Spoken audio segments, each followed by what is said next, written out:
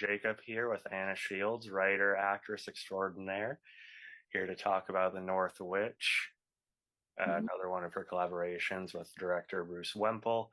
So just give me an idea of what The North Witch is about and the idea that came from it and such.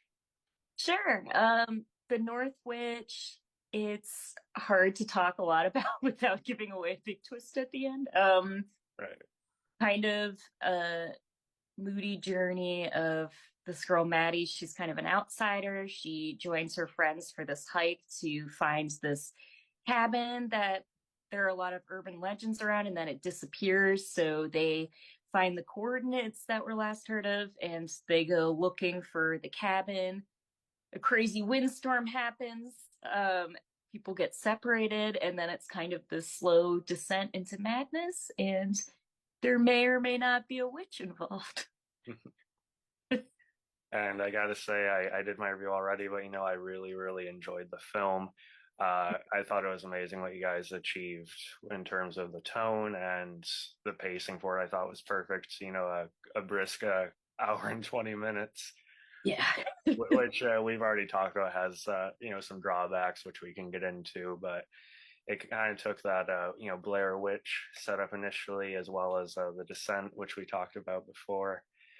And I don't know, I guess just tell me a little bit about what you're able to build in such a short run time. I enjoyed your character, Maddie. I thought your performance was again fantastic. Uh, but yeah. Yeah. I mean, it was so how it started out actually was it was supposed to be, in my mind, just a sequel to one of Bruce's other movies called The Retreat, which was about a Wendigo. So that's kind of how it all started out as I was trying to just do an original take on that because I think the Wendigo is a really cool monster that's a little now it's in more things. It was a little underutilized, so I'm like, Mhm. maybe we wanted to do another kind of supernatural entity, but as we were outlining, Bruce and I figured out, like, oh no, we have enough of an idea that it can stand on its own. And we were like, let's try something totally different since we've done two other Wendigo movies. So we decided to mix it up with a witch. And I think our goal with it, we try really hard to just stick with a tone and like know exactly what tone we're going for. And this one we wanted to do a little slow, kind of full of dread, moody, Mhm. hopefully scary. So that's kind of what we set out to do with this one. Mhm. And your character, Maddie, I know she develops a bit as the movie goes on, but I was invested in her from the start. She kind of has that outcast vibe, and you're wondering, kind of what happened between her and the group of friends. And I guess from a writing standpoint, what was your decision like to sort of shift that and kind of flip in terms of who we are supposed to be rooting for, in a sense? Yeah, I mean, I always love doing that. I love trying to figure out who the good guy or the bad guy is and stuff like that. Yeah. But yeah, with her, it was really hard because I think Bruce and I, right in the beginning, kind of wanted a character that exactly kind of does that. Like you sort of are rooting for them, and then maybe things change later.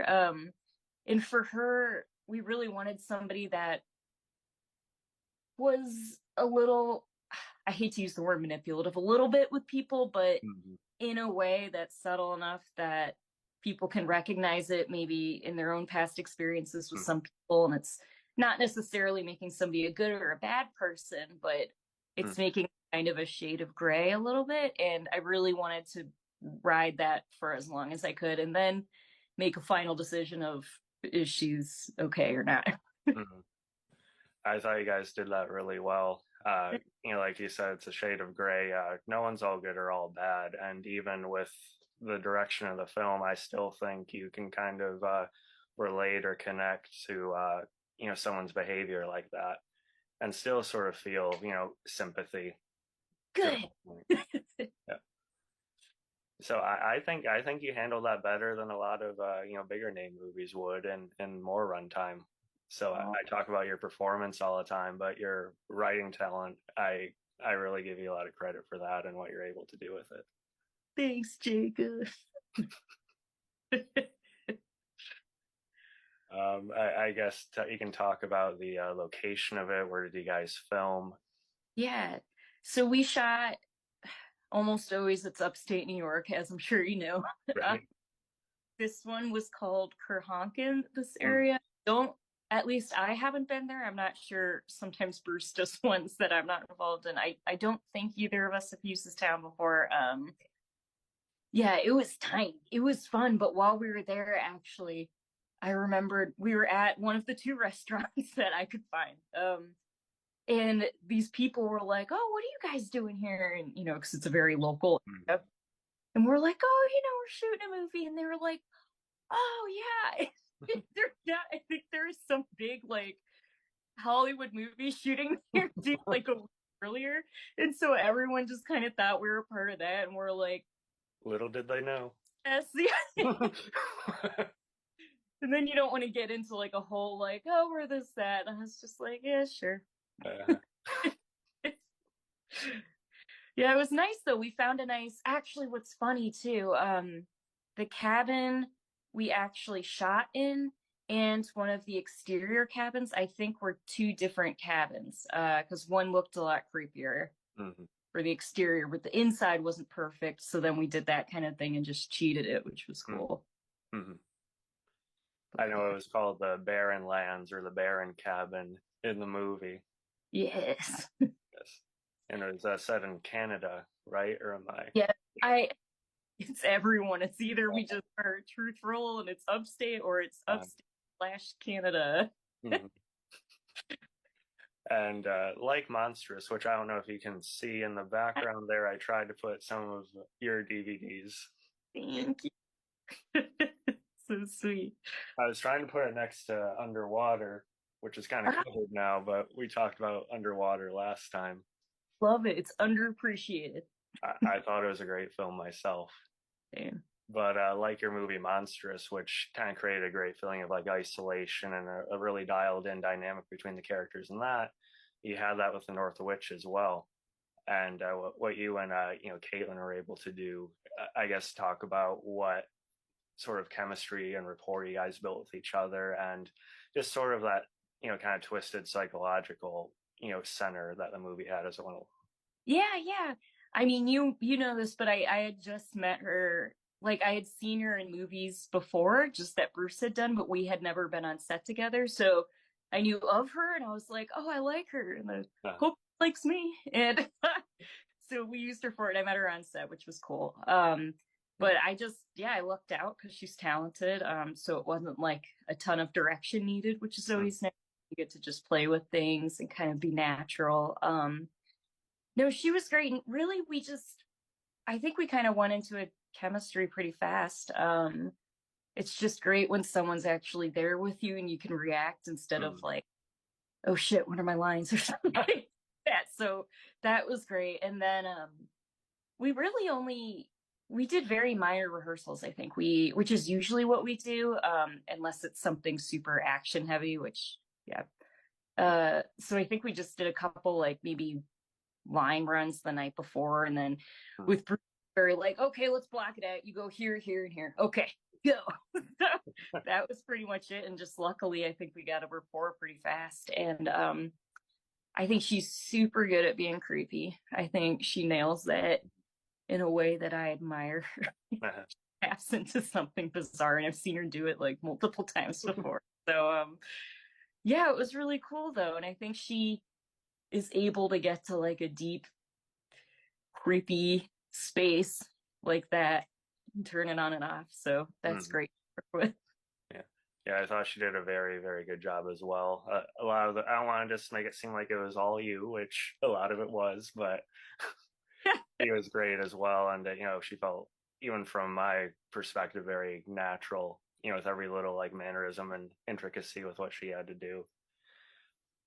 I guess we can kind of go into spoiler territory now. I will put a spoiler warning for all the sticklers that say please. you ruined the movie for me.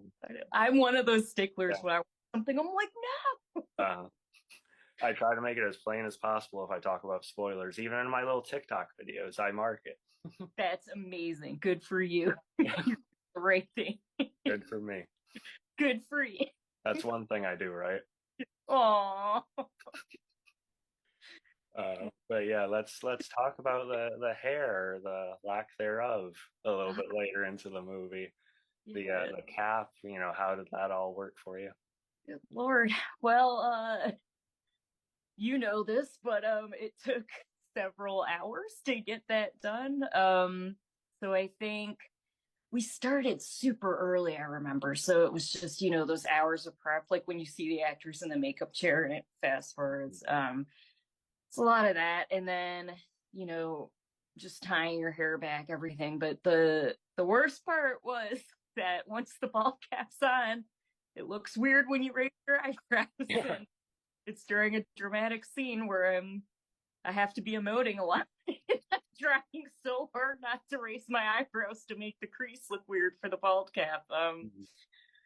I think we got enough where we can cut away. I know Bruce had to do a lot of cutting there. It's Uh, like, and I got to, it was every other direction for Bruce. I'm like, through a monologue, I just hear eyebrows, Anna, eyebrows. uh, Good, good. I'm just trying to get through this monologue, but I think we got enough. We yeah. got through it with the bald cap. Did it. Hopefully it's not super obvious, but I mean, you can probably tell I didn't shave my head for the part, but Or you grew it back really fast. grew it back. It's extensions. You're really committed, you know? Yeah. Yeah. Just, you know? There was that shot, I think, initially when you walk out, that's kind of like from behind your head Yes. before it kind of, reveals your face. Yes. Yes.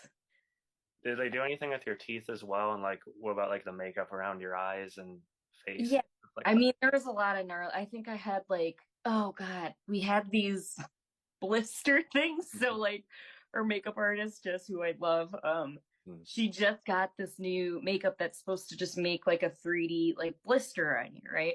Mm-hmm. It was the first time anybody was using it. So we're like, let's see. Mm-hmm. So we put them all on. I think I had some on my face, on shoulders and stuff. And it was so funny because any action you did where someone had to touch me or I touched them, like Mm-hmm. they break so easy. It almost felt like just like popping blisters. I mean, like maybe it would have made it better, but it was a bitch for continuity because I've just like got these blisters breaking. But Mm-hmm. yeah, definitely some teeth stuff, everything. It was a lot. I think it was, like a 12 or 13-hour shoot day. So then by the end of the day, it was like you couldn't shoot it anymore. It just looked absolutely done by then. Right. You could everything was starting to come off, and I'm like, all right, Uh, kind of decided that was it for that shooting day. mhm. And now, since we're in spoiler territory, I can talk about the pain I have of seeing what happened to you. I already had to, sort of take a few days after what I seen happen to Lily, your character in Dawn of the Beast.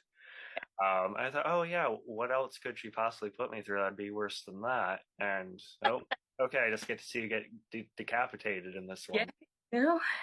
you got to do it. We got to step it up every time.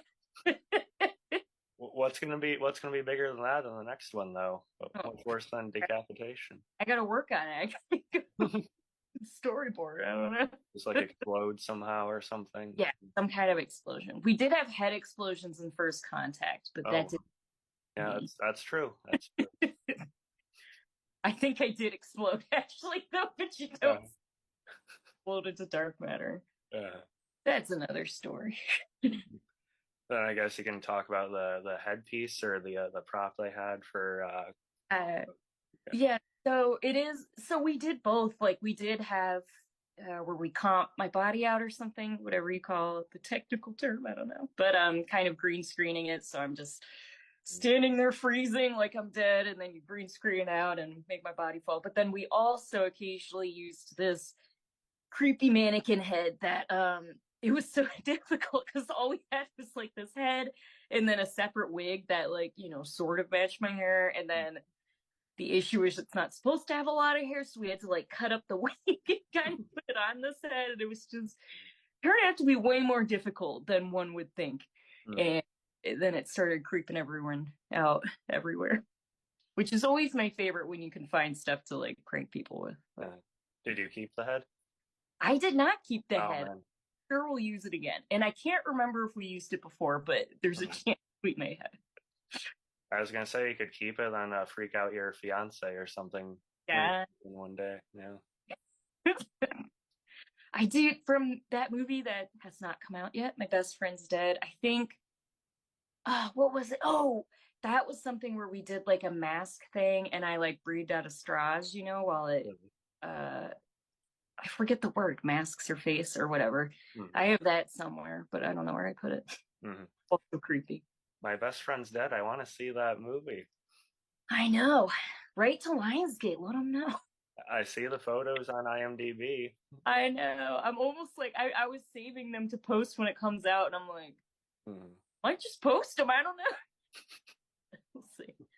I'll wait a little. I'm like, I'm gonna focus on this one, getting the word out. I'll wait, but then I'll be like, there's also this other movie that might come out in the future. Who knows? I guess since I brought up Dawn of the Beast, is Lily still your favorite character you played, or is there a difference between favorite character you played and favorite character that you've maybe written for yourself?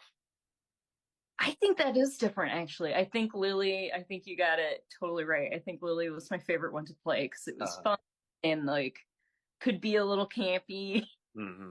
and still like relatable. I don't know. I'm glad you liked her in the movie. I liked her too because a big worry with her was similar to this movie where I thought, she's a little rough, and I was like, do we even have a reason for why she's rough? I tried to, but I'm glad she came off likable because I really liked her and I just assumed people would, and I was like, oh wait, but I'm glad it worked out. So that was my favorite one to play, definitely. And then I feel like the favorite one I wrote was Sylvia and Monstrous, just because I think it was a more still waters run deep kind of thing. I thought she had more of like a past, I guess, than I usually am able to squeeze into these movies. Mm-hmm. Yeah, More of a it was more introspective, I think, just yes, in general. Yeah. but Mm-hmm. yeah. And with that, I guess, was there ever another idea for Maddie's fate in The North Witch, or was it always going to end with her head on the wall? So it was, we needed something dramatic and violent and horrible. And I think it was always usually she was going to turn for spoiler again, turn Mm-hmm. for the but it wasn't sure what her fate was going to be, if she was just going to be. I don't know if you've seen The Taking of Deborah Logan, that one. Have you seen that one? Oh, that's been on my watch list for a long time. I've Damn mentioned it. it. Okay, well, there's like the most famous shot of that movie is like, I'm sorry, this is also a spoiler, but there is an old lady who's like eating like a kid, and it's just this disgusting shot of like her mouth around this head. And I Uh-huh. really thought it would be cool if it was like kind of a sort of like we have there now where it's like a fade to black and then it goes to another timeline, I guess, or something, and something else Mm-hmm. happens. But I really wanted to do that, but then her friend walking in on her just like Mm-hmm. devouring people or something, and then she Yeah. kills her friend, and that's it. But Uh, so I guess but it wasn't necessarily that her head would come off, no, right. but it was something horrible and terrible. Mm-hmm. We need to give each other like a watch list before we talk on video again. So we'll be all caught up, like, okay, Uh, I know what he's talking about. He knows what I'm talking about. because I told you to watch Abigail last time, and you brought up Talk to Me, which I haven't seen. I know. Yeah. For some reason, too, when you said the name Abigail, now I know what you're talking about. Yeah. And when you explained it, but when I first heard it, I thought of that one that I think it came out already, and everybody just unanimously was like, no. Mm, It's the one where it's like Siri's bad or something. Do you know what I'm talking about? not quite. It's like Siri's the bad guy in it, but it's not called Siri. Oh, It's like technology thing where it's Megan. not Megan, but sort of similar. Anyway, Yeah, other one looks bad, but yeah. I don't name, and that's what I thought you meant. But I'm glad you didn't, and I want to see I have Abigail. like a vague notion of what you're talking about, but it seems like the kind of movie I wouldn't be that into. Yes, I know. Yeah. Okay, and we said we were going to touch on sort of the start of your career. What made you want to become an actress? What made you want to write? And just kind of the industry in general. Yeah, I mean, I grew up in the Berkshires of Massachusetts, which was a ton of theater. Hmm. I think I just liked doing it. I don't know why I knew. Um, but I even started like in elementary school, then I was just doing like kind of regional theater around Hmm. there. And I was getting paid when I was little, so I was like, this is cool. I can make money doing this. So exciting. Like that play The Miracle Worker. I was one of like the blind children and Yeah. wandering stage and stuff. But yeah, it was a lot of theater. And then when I went to college, I knew I was interested in film, but for some reason I just felt like it was too hard to attain. And I don't know if that's because I had this idea that you had to be in Hollywood right away to like do any movie. And Hmm. so I went to college in upstate New York where they just had a theater program. Yeah. But then I found this little film community, including Bruce, who directed this one. And I was like, oh, you can just make independent film and you don't need to Mm. be in LA paying $1 million to do things. Yeah, so that was kind of where the film got started. And then with writing, I think I just wanted to act. And I was like, all right, well, I don't know. I'm auditioning, but let me just do something so I can make something. And I don't know. I'm so happy I tried it, especially I think it's really hard if you get in your head about it and start comparing yourself to other things because I'm kind of glad I got into it, not to be ageist. You can start anytime you want. But I think for me, I overthink things so much now. I'm glad I started when like I wasn't as self-conscious Mhm. because I'm like, who cares? Right. I'm a teenager. I don't care. Uh, Whereas I think that's helped a lot now when I like sit down in front of a page to write. It's like mhm. I have to remind myself, like, no one's reading this right now. If it's crap, you can delete it. It's fine. But yeah, I don't know. Basically, that's a long-winded version of I started writing so I could act, and then I learned that I like writing, which is a bonus. Yeah. Yeah. I did a tiny bit. I did a play in school. It was I think it was we did the Lorax. Stop it. Was that the musical? Was it a musical or a play? It was a play. Okay. Who Yeah. were you? I was a Barbaloot, so like one of the bears or whatever they were. That's amazing. I had one line. Oh yeah. Did you nail it? I don't think I ruined it, if that's any consolation. Do you remember the line? I remember the line. And Dude. us, the brown Barbaloots. Oh, That's it. love it. I'm gonna cry. Mhm. Imagine what would you do with that energy sharing the screen together with this, huh? You know what I mean? I'd have to tap out. I'd be like, guys, I think Jacob needs to take over. Yeah. We got to improv something really fast, write something. No, no, I'd be a good dead body. That's about it. Yeah. If you're ever in upstate when we're filming, like, get Jacob in here. By all means, I'd do it for free. Yeah. We did a Sandlot play too, but I wasn't in that one. I was part of the crew. So, Oh, that's cool too, though. The crew was fun. You got to like not mess around, but sort of. I don't know. and the dog in it, we just had one of the kids like running around the theater, chasing after the other. Good God. Probably easier than getting a real dog on the Right. stage. Right.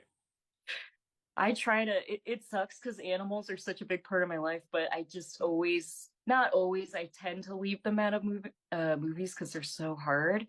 Yeah. But lately, Bruce has been using his dogs. Mm. His late dog, Tao, who was a Chow Chow, he used. And then now he has a golden retriever that Mm. I've been using. But every time I write it, I also hate like it makes me so nervous when animals are in horror movies because I really don't want them to die.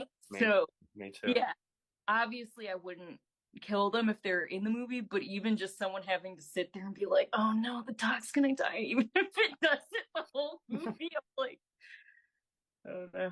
I can handle just about everything else, but when there's something with a dog or a cat, it's yeah. Dude, I know. Even other animal like this has a crow. Bruce and I actually argued a little over a crow. It's like an already dead crow hanging, and I Mhm.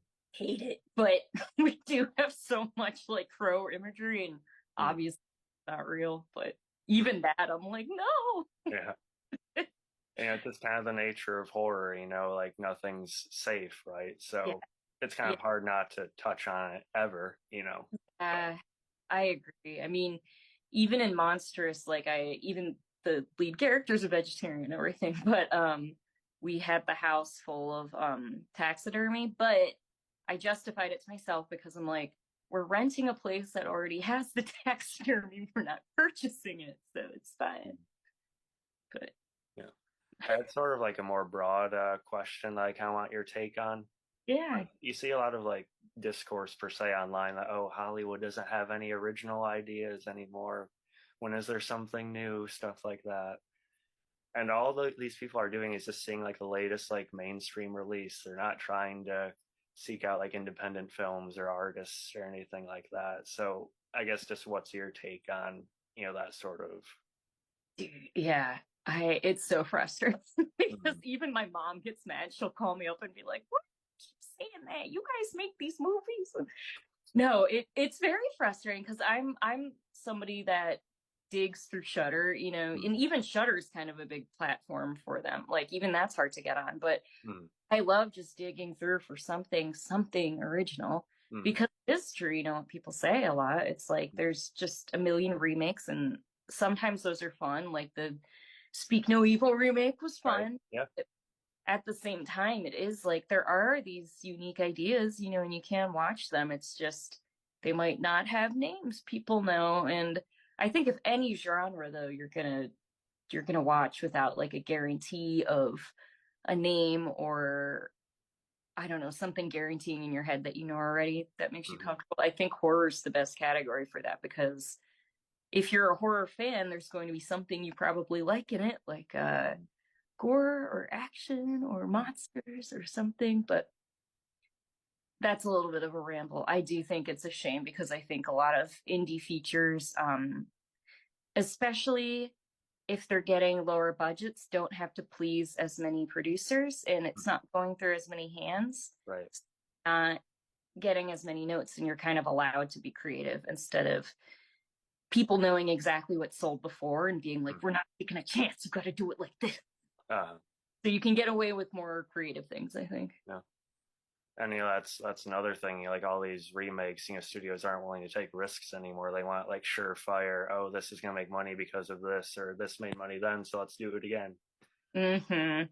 But it's all the complaining online though. There's always something to support, and it just bugs me that people aren't like willing to kind of look past like their Facebook feed to find out anything else.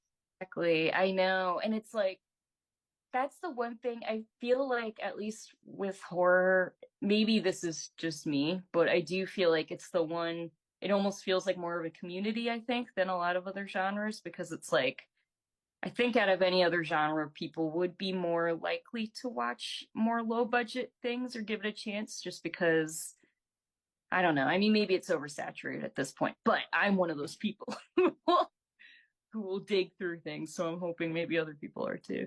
Yeah, like horror has become like more kind of mainstream in terms of its attention over the last like few years and everything. But I was into horror since I was a little kid, so I remember when it wasn't as, cool per Mm, se.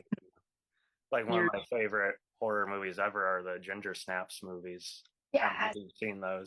But yeah. Have you seen I was just trying to look it up the other day. I think I fell asleep because I'm lame and went to bed at like 9 or something, but I really wanted to rewatch the prequel. It's Ginger Snaps Back, the yes, beginning. Yeah. yes. And I did see it, but so my oldest brother and I were also obsessed with horror when we were little. And my mom would go on business trips and give us money for food. So Mm. we just buy a bunch of ramen and then spend the rest on renting horror movies. Yeah. So we'd watch like three a night. Mm. That was one of the ones that I watched like with other movies. So I'm like, damn it, gotta rewatch that one. Uh-huh. Yeah. Yeah, I love the prequel almost as much as the original. Yeah. Catherine Isabel, she's always been one of my favorite actresses who played Ginger. Yeah. Yeah. She's very original. There's something like Mhm. original about her. That's what I mean. Yeah, I met her back in 2017 at a convention actually, Cool. which was a really great experience. Yeah. And she seems to remember my name on Twitter once in a while too, Stop. That's which so is which is hopefully a good thing. that's awesome. It was like I jumped onto one of her like Twitch streams at one point, and she was like, "I know who you are." You're like, yeah, Yeah. that's awesome. Mm. I guess like who are some of your like favorites to watch in not just in horror, but just in general, whether Yeah, they're inspirations or just people you like watching. yeah. Number one, now I feel dumb saying it. Cillian Murphy was my favorite for so long Yeah. back in the OG 28 Days Later days Mm. and like Sunshine and all that. Yeah. And then Peaky Blinders, obviously. And then Oppenheimer. Now I feel dumb because everybody's like, yeah, duh, Cillian Murphy, duh. And I'm like, no, forever. But I just think he's one of those people who, I think something I struggle with sometimes with acting is like remembering to be in it and kind of just give all your energy on the other person. Like that is such a hard thing as an actor, I think, to remember. And I think he just does such a great job of all his acting. I feel like he just puts it on the other person. He's Mm. there with them, It feels like raw and weird and a little creepy but fun. But Mm. yeah, I think he's amazing. And everyone, I'm a Kristen Stewart fan too. I know everyone's got their opinions, but I actually really like her. We talked about Underwater. Yeah, exactly. I know. I was like, maybe we're in the same camp because you Yeah. liked. No, I liked do you see American Ultra? Oh yes, yes, Yeah, yes. Sorry, I was like, wait, yes, I did the see that. Jesse Eisenberg, yeah. Yeah. Yeah, that one was fun. I thought so too. I even like Snow White and the Huntsman. Did Yeah. you? I remember not hating it. I definitely Uh, did a while ago. But yeah, mm, no, but she does like. mm. Oh, I really need to see. I'm really embarrassed I haven't seen it yet. The one with her. Love Lies Bleeding. Yes, thank Yeah, you. yeah. Yeah, last night, you know what I watched? I Mm. watched the newest Hunger Game. I don't know why. I'm not even that into that. I watched that because I knew there was something I wanted to watch, and I was like, I think this was it. No, it wasn't. It Mm. was Love, Lies, and Bleeding. I don't know what I was thinking. Yeah. How was it? The Ballad of I forget the title exactly. What, the Hunger Games Yeah, one? yeah. Uh, the Songs and no, yeah, it's I sing the whole fucking time, which I didn't know. But it's the Ballad of Snakes and Birds or something. Snakes and yeah. Give or Fun. take, I think so. Yeah. But I was watching it with my fiance, aka I put it on. He was like, "No, what the hell?" And I was like, "We're watching it," and I didn't know we got like an hour and a half in. And I'm like, "How the fuck long is it?" And we looked, it was like 2 hours and 40 minutes. So I was like, "No." But like honestly, it could have been a fun movie if they cut it to like an hour and a half. I think I would have actually maybe enjoyed it, but Mhm. it was too much. And we only have a few minutes left, I think, but that brings me to I would have taken a 4 hour cut of some of your movies, by the way. I can't always handle 2.5 or 3 hour movies either. It's partially my attention span, sometimes it's my interest, but and I know an hour and 20 minutes has its own challenges, as I know there's some stuff you wanted to include in the North Witch, some Yeah. character details that were going to be more fleshed out. If you wanted to talk about that briefly. Yeah, I mean, I we try to keep it to that short point too, because I think people do kind of go and see that and go, all right, I'll give that a shot. Mm, Um, Especially now when it's kind of harder to get people to watch movies because mm, attention spans.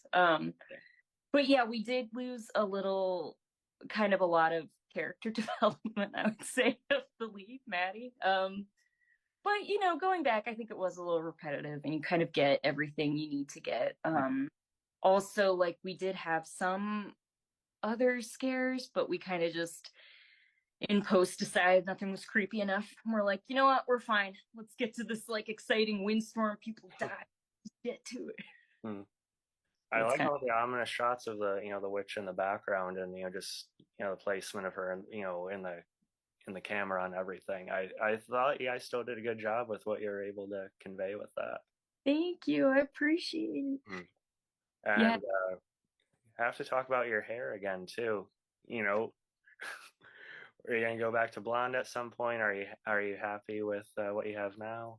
possibly. I mean, I do think about it sometimes, or it'll be like those stupid like, remember when on your phone, and I'm Oh like, yeah. oh yeah, but I gotta tell you, it is such a bitch to keep up with it. And it's like this is a little darker than my normal Uh, one. Roots. I tell you, it's like a weekend. There's like a stripe and hmm. it's crazy. And then you have to dye it again. And I'm like, my hair is gonna fall out. So this is like my recovery stage. Uh, And then perhaps in the future I'll go back blonde, but I'm not sure yet. Undecided. you're fucking gorgeous either way, so Thanks, you're Jimmy. not gonna get any complaints from me at any point. It's up to you. Appreciate it. Or you can actually shave your head and do that for a while. Yeah, we Yeah, did. yeah, Look, if I were in underwater, I would shave my head. yeah. She made that work. She made I that work. know. She can do anything. Uh, Anyone who doesn't like Kristen Stewart, I don't get uh, it. I'm into all varieties of stuff. We talked about it last time. I have underwater. I have Mamma Mia. I know. I I got a love Reese Witherspoon stack. I got an Angelina Jolie collection. hell yeah. I And love then it. I love just Grindhouse Carnage candy crap too. Yeah, So, I see yeah, terror. of course, yeah. Awesome. Yeah. Well, thank you again for doing this. It's always such a pleasure. I know. Thanks for having me. I love talking to you. It's Yeah. great. You're one of my favorite actors or actresses in general too. I just Oh, want you to know this has meant a lot to me. With the way the world has been lately and just my life in general, this was a great reprieve. Let oh, alone doing it twice. So do you want me to cry right now? Because I will. I can keep going. I No, value your work. You're awesome. no, man. It's great to have real film lovers out there, and people who actually are interested in things that like we were saying aren't just remakes, and I think that's awesome. You do that and spread the word. Yeah. Well, I'll love to you always. I hope we can chat again, even just about movies and shoot the shit. We will. You're a great human being. Thanks, Jacob. You too. Yeah. All right. Thank you. Bye. All right, have a good night. You too. Bye.